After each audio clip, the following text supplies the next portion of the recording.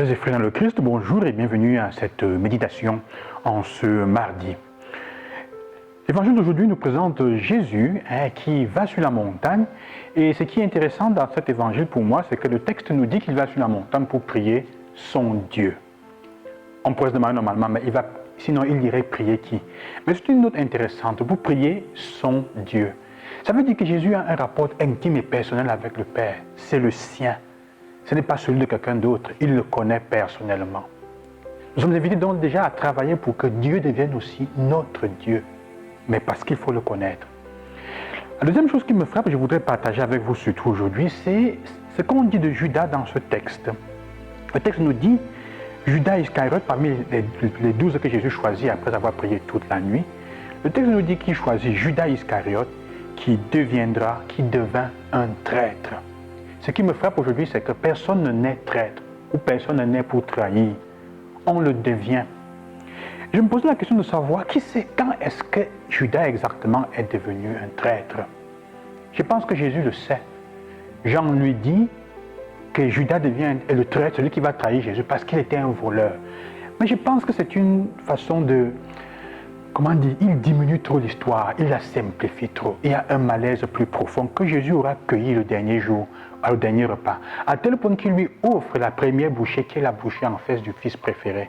Comme pour dire, le Père t'aime beaucoup. Il a compris que Judas, quelque part, s'était éloigné de lui avec son cœur. Et c'est ça le premier mécanisme de la trahison. La trahison arrive quand notre cœur s'éloigne de la cause qu'on avait embrassée. Quand cette cause-là, on ne la sent plus sienne. Quand il semble qu'elle ne corresponde plus aux attentes qu'on avait exactement faites de cette manière-là. Jésus le comprend, il le découvre. Alors, en fait, Judas se trahit lui-même au fond, parce qu'en trahissant Jésus, il trahit ce qu'il y a de plus beau, de plus profond, de plus bon en nous-mêmes, de meilleur. Vous voyez, frères et sœurs, parce qu'en fait, oui, parfois, nous ne voulons pas être bons. Parfois, on trahit parce qu'on ne veut pas être bon, parce que la manière d'agir de l'Évangile ne correspond pas à ce que nous voudrions. On veut se venger. L'Évangile dit pardonne. La radicalité de l'Évangile fait que, ne pouvant pas changer l'Évangile et ne voulant pas nous convertir, on finit par l'abandonner et par le trahir. Ou en le diminuant, en le diluant, ou alors en le trahisant complètement.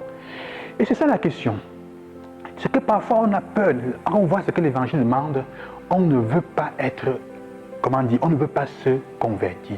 La trahison vient quand on refuse de convertir son cœur, de changer et d'adapter sa vie, de l'accommoder à l'Évangile qu'on a en face de nous. Nous devons faire attention à ne pas devenir en fait des traîtres. Toujours veiller sur les attentes de notre cœur, et de ce qui est en train de gagner la place dans notre cœur, dans notre vie. Et comment cela peut-il arriver? Cela peut arriver si on n'écoute pas ce que Paul dit, qui dit « Menez votre vie dans le Christ, Jésus, le Seigneur, tel que vous l'avez reçu. » Et il dit « Prenez garde à ceux qui veulent faire de vous leur proie, par une philosophie vide et trompeuse, fondée sur la tradition des hommes, sur les forces qui régissent le monde, et non pas sur le Christ. » Il y a un discours aujourd'hui qui se fait sur le fait que le christianisme n'est pas africain. Et c'est la preuve qu'il y a des gens qui sont ignorants de l'Église et de l'histoire de notre foi. Alors, on devient des traîtres dans ce cas-là, si on n'accepte pas d'adapter ses habitudes, ses pensées, ses vues à la radicalité de l'Évangile. On finit par trahir. Mais personne ne peut dire qu'il est autant vertueux, autant bon de ne jamais avoir trahi le Christ.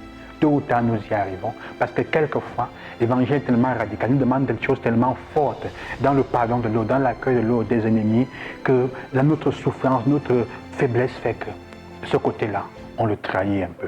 Mais le texte nous dit, Jésus nous aime.